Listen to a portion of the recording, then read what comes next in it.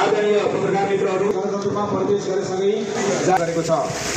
आम नागरिकलाई सङ्घीयताको प्रत्याभूति दिलाउने तीनवटै सरकारले समन्वयकारी भूमिका खेल्नुपर्ने अवस्थामा गण्डकी प्रदेश सरकारद्वारा सार्वजनिक यातायात क्षेत्रलाई आम नागरिकको पहुँचमाथि प्रभावकारी रूपमा थप मर्यादित र व्यवस्थित बनाउनुको सट्टा सिङ्गो यातायात क्षेत्रमाथि नै प्रभाव पार्ने र 65% रोजगार यातायात व्यवसाय भएको क्षेत्र समाप्त गर्ने आम नागरिकको जीवनस्तरलाई समेत जोखिमयुक्त बनाउने गरी सवारी तथा यातायात व्यवस्थापन 2049 को दफा 8 को उपदफा 2 र दफा 12 को उपदफा 1 को समेत परखिलाफ हुने गरी संविधानको धारा 57 को उपधारा 3 को 5 मा भएको व्यवस्था बमोजिम प्रदेश सभा गाउँ सभा र नगर सभाले बनाएको कानुन संघीय कानुनसँग बाजिएको हकमा स्वतः खारेज हुने स्पष्ट व्यवस्था हुँदाहुँदै पनि सो समेतलाई व्यवस्था गरी 2 पाङ्ग्रे तथा 4 पाङ्ग्रे रातो प्लेटका निजी सवारी साधनद्वारा सार्वजनिक सवारी साधन सरह यात्रु ओसार पसार गर्ने गरी गण्डकी प्रदेश सरकारले मिति 2082 1/31 गते निर्णय गरी राजपत्रमा सूचना प्रकाशन गरेको प्रति नेपाल यातायात व्यवसाय राष्ट्रिय महासंघ, सार्वजनिक यातायात केन्द्रीय महासंघ, नेपाल ट्रक यातायात व्यवसाय महासंघ, ढुवानी व्यवसाय महासंघ,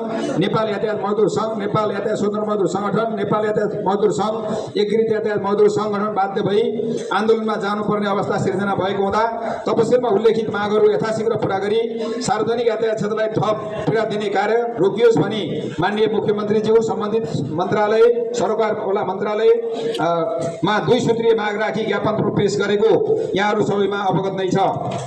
उक्त ज्ञापन पत्रमा गण्डकी प्रदेश सरकारले गरेको निर्णय फिर्ता नगरेमा 2082 जेठ 15 गतेदेखि प्रदेशमा सार्वजनिक सवारी साधन घर ग्यारेज राखी सेवा बन्द गर्ने भनी ज्ञापन पत्र बुझाएकोमा जेठ 15 गते गणतन्त्र दिवस परेको हुँदा उक्त दिन बन्द नरहने जानकारी गराउँदै हाम्रा मागहरू सम्बोधन नभएको अवस्थामा मिति 2082 जेठ 16 गते गण्डकी प्रदेशमा र 2082 जेठ 19 गतेबाट नेपालभर भएका सम्पूर्ण सार्वजनिक सवारी साधन आफ्नो घर ग्यारेजमा राखी सम्पूर्ण सार्वजनिक सवारी साधन नेपालभर बन्द हुने कुरा यसै विज्ञप्ति मार्फत जानकारी गराउँदछौँ।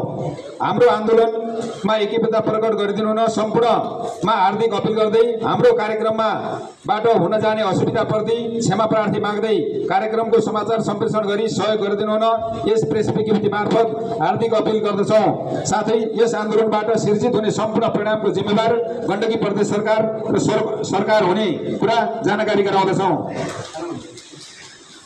मागहरू गण्डकी प्रदेशमा राजपत्रमा प्रकाशित राइट सेयरिङ सम्बन्धी नियमावली पूर्ण रूपमा खारेज हुनुपर्ने, सार्वजनिक सवारी साधन सञ्चालन विधि आयात तथा नीति लगायतका सम्बन्धमा गण्डकी प्रदेश सरकारले लिखित नीति के ठोस रूपमा हुनुपर्ने, सार्वजनिक यातायात क्षेत्रमा योगदानमा आधारित सामाजिक सुरक्षा कोषको अनिवार्य लागू हुनुपर्ने, केन्द्रीय सचिव घण्टीराज गिरी सार्वजनिक यातायात केन्द्रीय महासंघ, संयोजक केदार प्रसाद पौडेल यातायात व्यवसाय राष्ट्रिय महासंघ, ढुवानी व्यवसाय महासंघ गण्डकी प्रदेश, संयोजक विकास थापा नेपाल यातायात व्यवसाय महासंघ, ट्रक यातायात व्यवसाय महासंघ गण्डकी प्रदेश, किरणबहादुर पन्त नेपाल यातायात मजदुर संघ गण्डकी प्रदेश, विष्णुबहादुर खत्री नेपाल यातायात स्वतन्त्र मजदुर संगठन गण्डकी प्रदेश, हरिराम दिताल एकीकृत ट्रेड युनियन मजदुर संगठन गण्डकी प्रदेश, अध्यक्ष सूर्यभक्त पौडेल अखिल नेपाल यातायात मजदुर संघ। धन्यवाद।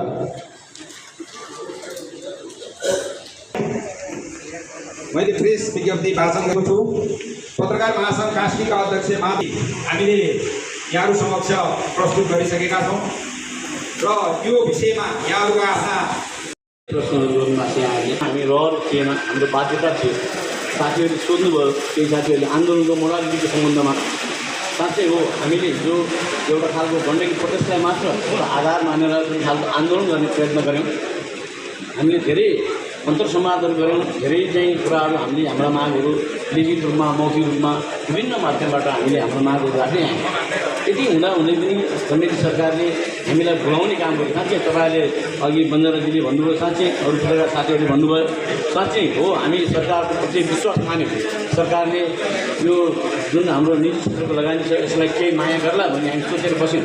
तर एकाएक हिजोको जसरी आन्दोलनको समयमा हामीले एउटा वार्ता र संवादबाट हामीले हाम्रो आन्दोलनका कार्यक्रमहरू स्थगित गऱ्यौँ र स्थगित गरिरहँदा हामीलाई थाहै नदिकन फेरि चाहिँ तपाईँको गण्डकी प्रदेश सरकारले चाहिँ वैशाख 31 गते हैन उसले चाहिँ निर्णय गरेर 1 गते जेठ 1 गते राजपत्रमा प्रकाशित गर्यो। प्रकाशित गरिसकेपछि मात्रै हामीलाई यी कुराहरू थाहा भयो। त्यसकारण हामी थाङ्गाबाट झरे जस्तो भइयो हामी हैन। त्यसकारण यो आन्दोलनको मोडालिटी के भइरहेको छ भन्ने जुन उत्सुकता छ यहाँहरूलाई हामीले यो प्रदेशले मात्र होइन, अब सिङ्गो यो महासङ्घले नै यो आन्दोलनको कमान्ड गरिरहेको छ। तपाईँहरूले हेरिहाल्नुभयो, हिजो केन्द्रीय महासङ्घ लगायत 8वटा मजदुर सङ्गठन लगायत अरू ढुवानी ट्रक व्यवसायी सङ्घ, सार्वजनिक चाहिँ महासङ्घ र हाम्रो नेपाल यादव व्यवसाय राष्ट्रिय महासङ्घले संयुक्त रूपमा पत्रकार सम्मेलन गरेर त्यो कार्यक्रमका चाहिँ बारेमा जानकारी गराइसक्नु भएको छ, यहाँले थाहा पाइसक्नु भएको छ। त्यस कारण यो आन्दोलन, अहिलेको आन्दोलनको मोडालिटी अलिकति फरक छ। यो केवल गण्डकी पक्षमा मात्र सीमित छैन, अन्यत्र पनि यो फैलेर जाने यहाँहरू मार्फत चाहिँ म जानकारी गराउन चाहन्छु। हामीले गण्डकी प्रदेशमा 16 गतिसम्मको हामी अल्टिमेटम दिएका छौँ। यद्यपि हामी 15 गते नै हामी चक्काजाम गर्नेवाला थियौँ, तर यो चाहिँ एकदम बहुत चाहिँ दुःख गरेर ल्याएको यो गणतन्त्रको दिनमा किन जम्मा चक्काजाम गर्ने भन्ने हिसाबले हामीले चाहिँ यो 15 गतेको ठाउँमा 16 गतेदेखि गर्ने भन्ने चाहिँ हामीले चाहिँ कार्यक्रमहरू प्रकाशित गऱ्यौँ। त्यस कारण हामी 16 गतेदेखि चाहिँ यो आन्दोलन गर्छौँ। आन्दोलन चाहिँ यो हामी घर ग्यारेजमा आउँछ, सम्पूर्ण गाडी घर ग्यारेजको राख्छौँ र यो आन्दोलन यो हिजोको जस्तो आन्दोलन होइन, यो अलिक पृथक ढङ्गबाट जान्छ भन्ने पनि यहाँलाई जानकारी गराउन चाहन्छु। अर्को राइट सेयरिङको सम्बन्धमा यहाँले कुरा राख्नुभएको छ। साँच्चै हामी 21औं शताब्दीमा हामी कोही पनि मान्छे त्यो प्रविधिबाट हामी भाग्न सक्दैनौँ। हामी आफूले डिमान्ड गरिरहेका छौँ गण्डकी प्रदेश सरकारलाई सक्छ भने गण्डकी प्रदेश सरकार आफैले गरोस्, आफैले राइट सेयरिङको चाहिँ एउटा चाहिँ बनाओस्, नीति बनाओस् र आम हाम्रो मात्रै होइन, यातायात व्यवसायले मात्र होइन, आम पब्लिकले उपयोग गर्न सकिने खालको नीति बनाओस् भन्ने हाम्रो चाहना हो।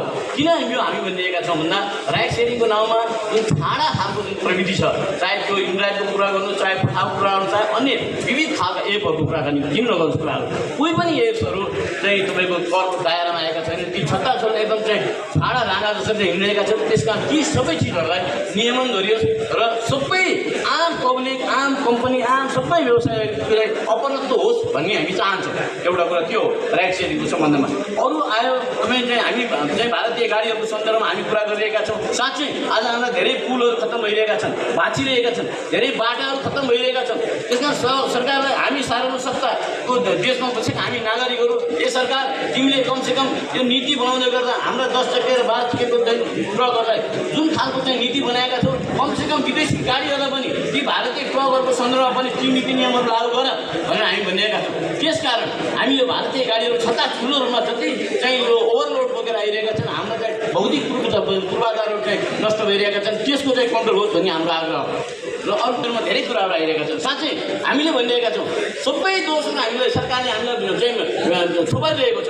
हामी अस्ति पनि भन्यौँ, अलिक केही समय पहिला हामी प्रदेशमा गएर भन्यौँ, हामी तपाईँहरू यो विभिन्न चाहिँ नाममा हेर्नुहोस्, आज ट्याक्सीले सेन्डिकेट गऱ्यो भन्ने नाममा हामी माथि ब्लेम लागेको छ। हामीले भनेको छौँ सरकारले चाहिँ ट्याक्सी ओपन गरेन, हामीले खोलेका हौँ। तपाईँहरू भित्रभित्र अनेक बाहनामा, काठमाडौँमा हेर्नुहोस्, कहिले भूकम्पको बाहनामा, कहिले के को बाहनामा, कहिले के को बाहनामा भित्र ट्याक्सीहरू दर्ता गर्ने, पैसा उनीहरूले वसुल गर्ने, अनि दोष चाहिँ हामीलाई थुपार्ने। त्यस कारण यो कुरा हामी कदापि हामी स्वीकार गर्न सक्दैनौँ। हामीले के भनेका छौँ भन्दा ट्याक्सीको भाडा समायोजन गर, यो जुन तेल बढ्ने बित्तिकै बढ्ने, तेल घट्ने बित्तिकै घट्ने, भाडा समायोजन गर। भाडा समायोजन कुन चाहिँ ट्याक्सी मिटरमा हिँड्ने त्यसलाई कारवाही गर। यो एकाध व्यवसाय राष्ट्रिय महासङ्घ गण्डकी पछि त्यस जिम्मा लिन्छ, के कारवाही गर्नुपर्ने त्यसलाई कारवाही गर। हामी सरकारलाई भनिरहेका छौँ, बारम्बार भनेका छौँ हामी सरकारलाई, ट्याक्सीमा मिटरमा नहिँड्ने ट्याक्सीवाला कारवाही गर। तर सरकार मुक्त छ भनेर बसिरहेको छ। के त्यो जिम्मा हामीले सरकारको चाहिँ सबै जिम्मा हामी लिन सक्छौँ? त्यो अधिकार चाहिँ हामीले चाहिँ हाम्रो हातमा लिन सक्छौँ यी नियम कानुनहरूलाई? त्यस कारण यो विषयमा यहाँलाई विनम्रपूर्वक आग्रह गर्न चाहन्छु, ट्याक्सीको जुन सन्दर्भ छ, कुनै पनि ट्याक्सी मिटरमा चल्न सक्दैन भने मिटरमा चलेको छैन भने यहाँ हामीलाई होइन सम्बन्धित निकायमा चाहिँ जाहेर गर्नु र त्यसमा के सहयोग गर्नुपर्ने हो। हामीले हाम्रो यातायात विषय राष्ट्रिय महासङ्घ गण्डकी समितिको नाताले र यो सङ्घर्ष समितिको नाताले जिम्मा लिन हामी तयार छौँ, के सहयोग गर्नुपर्ने यहाँहरूलाई होइन। त्यस्तै गरी जुन चाहिँ अर्को आएको छ अन्तिम आन्दोलनको हो कि के हो भन्ने खालको पनि क्वेसन आयो होइन। हो साँच्चै हो, यो आन्दोलन एकदम निर्णायक आन्दोलन हो। यो हिजोको जस्तो चाहिँ केही खासै मात्र गरेर यो समस्या हल हुनेवाला आन्दोलन होइन। यो आन्दोलन एकदम निर्णायक आन्दोलनको रूपमा गएको छ। यो केवल एउटा चाहिँ यातायात व्यवसायले मात्र गरेको यो यात्रुवादले मात्रै गरेको होइन, यो समग्र चाहिँ ढुवानी ट्रक लगायत सबैले गरेको आन्दोलन, यो मजदुरहरूको चाहिँ अपनत्व लिने खालको आन्दोलन हो। त्यसकारण यो आन्दोलनको चाहिँ अब यो निर्णायक आन्दोलन हो, यो अन्तिम आन्दोलन हो। यसरी बुझिदिनुलाई म आग्रह गर्न चाहन्छु। जानकारी गरिहालेँ, अहिलेको आन्दोलन भनेको के हो भने हामीले हाम्रा मागहरू, जायज मागहरू हामीले पेस गरेका छौँ। यदि सरकारले जबसम्म हाम्रा मागहरू चाहिँ कत्तर चाहिँ मागहरू चाहिँ हामीलाई हाम्रा मागहरू पुरा गर्दैन तबसम्म चाहिँ हाम्रो आन्दोलन चाहिँ जारी रहन्छ भन्ने कुरा पनि म यहाँहरूमा राख्न चाहन्छु।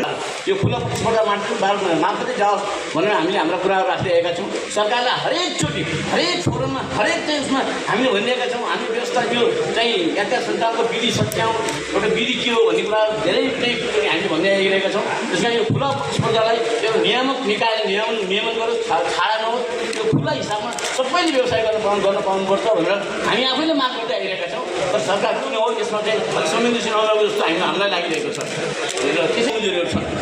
हामीले भनिहाल्यौँ हामी हिजो आजभन्दा 30 वर्ष पहिला जुन खालको गाडीहरू जुन चाहिँ हाम्रो चाहिँ व्यवहार थियो होइन त्यसलाई सुधार गर्ने सवालमा हामी तपाईँहरू देखिहाल्नु भएको छ। अहिले सबै एसी गाडीहरू चाहिँ सञ्चालन भइरहेको छ, इभी गाडीहरू सञ्चालन भइरहेका छन् होइन। हामीले हाम्रो चाहिँ सेवाहरूलाई चाहिँ परिष्कृत गर्दै जाने सवालमा हामी चाहिँ अगाडि बढिरहेका छौँ र यति हुँदाहुँदै पनि केही कमजोरीहरू छन्, त्यो साँच्चै हामी स्वीकार गर्छौँ। हाम्रा कमजोरी हाम्रो स्टाफहरूको कारणले गर्दा केही प्राविधिक कारणले गर्दा केही कमजोरीहरू छन्, त्यो कमजोरीहरूलाई पनि हामी स्वीकार गर्छौँ। यद्यपि हामी सबै कुराहरू ठिक छ हामी भन्दैनौँ, हामी सुध्रिनुपर्ने धेरै कुराहरू होलान् हामी, तर त्यो सुध्रिने कसरी भन्ने चाहिँ कुराको चाहिँ सन्दर्भमा यहाँले पनि हामीलाई सुझाव दिनुहुनेछ र हामी साँच्चै यहाँको सुझाव चाहिँ त्यो हामी चाहिँ अनुसरण गर्नेछौँ र केही कतै त्यस्तो भएको रहेछ भने त्यसलाई चाहिँ यहाँले चाहिँ हामीलाई जानकारी गर्नु होला, त्यसलाई कसरी सुधार सकिन्छ हामी त्योतर्फ चाहिँ हामी लाग्नेछौँ। पीडा लाग्छ मेरो बा आमा लगायत हाम्रो आफन्तहरू जो हिँड्छन् होइन उहाँले पनि सुनाउनुहुन्छ, उहाँले गुनासो गर्नुहुन्छ। यो विषयमा हामीले बारम्बार भनिरहेका छौँ। हामीले हरेक चोटिमा इभन त्यो अहिले अन्तर्राष्ट्रिय चाहिँ उसको एयरपोर्टमा पनि हामी कुरा गरिरहेका छौँ। हामीले त्यहाँ रेटै हामीले टाँसिरहेका छौँ। यो धेरै कुराहरू त्यहाँबाट आएको हुनाले यहाँ जाँदा यति त्यो हामीले टाँस्दै गर्दा पनि फेरि प्रदेश सरकारले नै एकछिन रोक्नुहोस् भने अब हामीले अझ ढिलो गरी टाँस्यौँ त्यहाँ होइन। त्यस कारण धेरै खालका कुराहरू छन् हामीले हाम्रो तर्फबाट गर्नुपर्ने कुराहरू। जुन भाडाको कुरा छ मैले फेरि पहिला पनि म भनिसकेँ यहाँहरूलाई, यो भाडा चाहिँ जुन बढी लिएको छ यहाँले हामीलाई जानकारी गराउनु होला। तर यो मानेमा के यो हामी के भनिरहेका छौँ भन्दा हिजो 135 रुपियाँ भएको लिटरको चाहिँ पेट्रोल हुँदाखेरि जुन भाडा लिस्ट थियो आज फेरि त्यही रेटमा बोक्नुपर्छ भने यो फेरि वैज्ञानिक त हुँदैन। त्यसकारण हामी के भन्दा यो भाडा समायोजनको सन्दर्भमा हामीले भाडा चाहिँ जसरी यो तेल जुन अप एन्ड डाउन भइरहेको हुन्छ त्यो खालको प्रविधिको विकास गरौँ। अझ हामी के भनिरहेका छौँ भन्दा एप्सको चाहिँ प्रविधिको एप्सको चाहिँ विकास गरौँ, हरेक ट्याक्सीहरूमा चाहिँ एप्स प्रयोग गरौँ, हरेक सार्वजनिक साधनमा एप्सको प्रयोग गरौँ। त्यो गरिसकेपछि कोही पनि व्यक्ति 1 रुपियाँ पनि ठगिँदैन। त्यस कारण त्यो एप्सको चाहिँ विकासमा एप्स प्रविधिको विकासमा चाहिँ सरकारको के कन्ट्रिब्युसन हुने, हाम्रो तर्फबाट के कन्ट्रिब्युसन गर्नुपर्ने भन्ने कुरा चाहिँ हामीले बारम्बार भन्दै आइरहेका छौँ। यद्यपि यहाँहरूलाई लाग्ला सबैले भन्नु होला हामी यो सार्वजनिक सेवा सञ्चालन गर्नेहरू सबै एप्स विरोधी हुन्, त्यो कदापि होइन। हामीले बारम्बार हामी के भनेको छ हाम्रो कुन खालको कन्ट्रिब्युसन हुने हो, सरकारको कुन खालको कन्ट्रिब्युसन हुने हो, कुनै पनि चाहिँ एउटा स्तरीय एउटा खालको एप्सको चाहिँ विकास गरौँ र त्यो एप्सबाट नै यो पब्लिक ट्रान्सपोर्ट सञ्चालन गरौँ भनेर हामीले हाम्रो मागहरू चाहिँ राख्दै आइरहेको कुरा पनि यहाँहरूमा जानकारी गराउन चाहन्छु। र यो वार्ताको सन्दर्भमा कुरा गर्नुभयो एकजना साथीले, साँच्चै हो हामीलाई हिजो वार्ताको चाहिँ चिठी आएको छ, यहाँलाई ढाक्ने कुरै भएन होइन, लुगाउने कुरा पनि भएन होइन।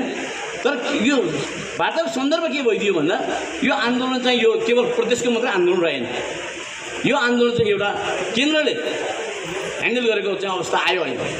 त्यस कारण फेरि वार्तामा जानै नहुने मान्छे कुरा गर्नै नहुने भन्ने होइन।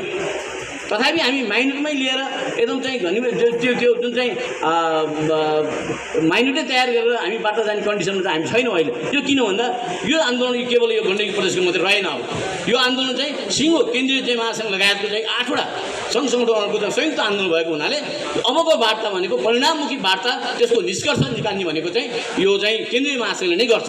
त्यसकारण हामी चियागफ त गरौँला, अनौपचारिक कुराकानी गरौँला, यसो गर्दा यो ठिक होला, यो गर्दा बेठिक होला भन्ने कुरा त गरौँला, त्यो ल्यागत हामी राखौँला। तर टोटल निष्कर्षमा पुग्ने कुरा चाहिँ यो चाहिँ केन्द्रीय महासङ्घले नै गर्ने कुरा चाहिँ यहाँहरूमा चाहिँ जानकारी गराउन चाहन्छु।